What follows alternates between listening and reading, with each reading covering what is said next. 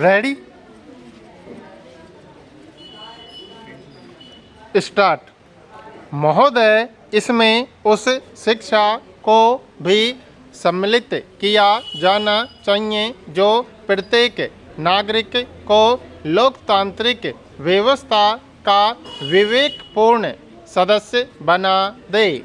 इसी समय से प्रौढ़ शिक्षा की अवधारणा में परिवर्तन हुआ और उसे समाज शिक्षा के नाम से पुकारा गया।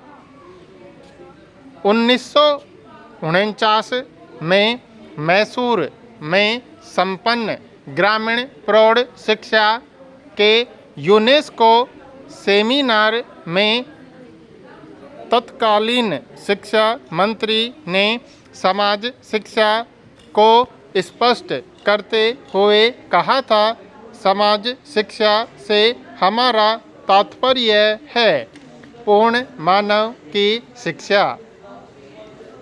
यह उसको साक्षरता प्रदान करेगी जिससे कि विश्व का ज्ञान उसे उपलब्ध हो सके। यह उसको बताएगी कि वह अपने आप का वातावरण से अनुकूल किस प्रकार करे एवं जिन प्राकृतिक दिशाओं में वह निवास करता है उसका सर्वोत्तम प्रयोग किस प्रकार करे। इसका अभिप्राय उसे उत्तम कला कौशलों तथा उत्पादन की विधियों की शिक्षा देना है जिससे कि वह अधिक उत्तम आर्थिक स्थिति को प्राप्त कर सके। इसका उद्देश्य उसे व्यक्ति तथा समाज दोनों के लिए स्वास्थ्य विज्ञान के प्राथमिक सिद्धांतों की शिक्षा देना भी है जिससे हमारा गृहस्थ जीवन स्वस्थ तथा समृद्ध हो सके। इस शिक्षा को उसे नागरिकता का पाठ पढ़ाना चाहिए जिससे कि उसे संसार की बातों का ज्ञान प्राप्त हो जाए और वह अपनी सरकार को उन निर्णयों के निर्माण में सहायता दे सके जो शांति तथा प्रगति में योगदान करें।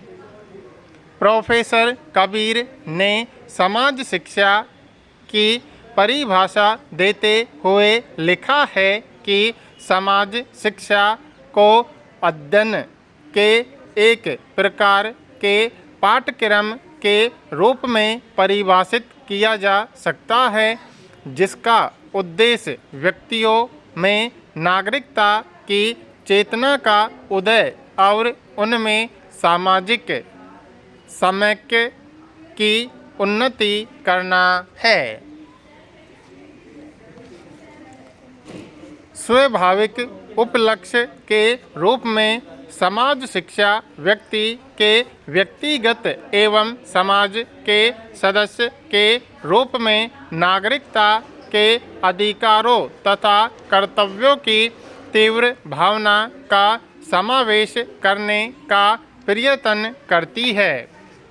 अब आइए जरा गौर करें कि वर्तमान भारतीय परिवेश में प्रौढ़ शिक्षा या समाज शिक्षा प्रयास कितना सार्थक हुआ है।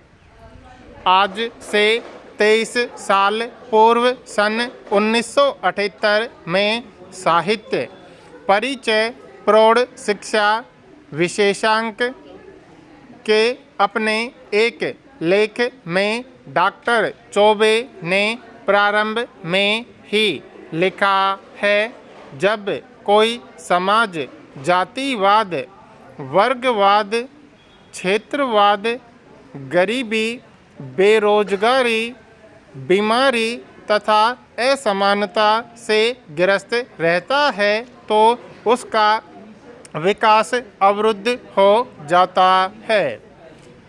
ऐसी यही ग्रस्तता आज हमारे समाज में हमारे क्रियाकलापों के विविध अंगों में परिलक्षित हो रही है।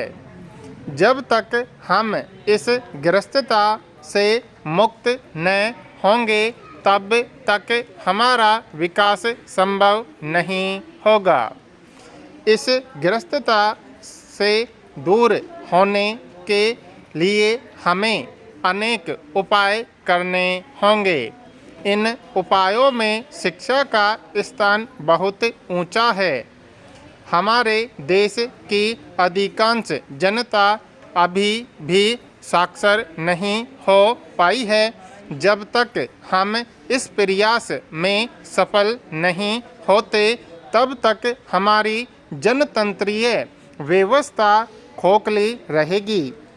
उल्लेखनीय है कि प्रौढ़ शिक्षा के क्षेत्र में सरकारी स्तर पर स्वतंत्रता के पूर्व से ही प्रयास प्रारंभ हो गया था, जिसमें आज तक कई मोर्चों पर प्रौढ़ शिक्षा के प्रचार प्रसार का कार्य जारी है।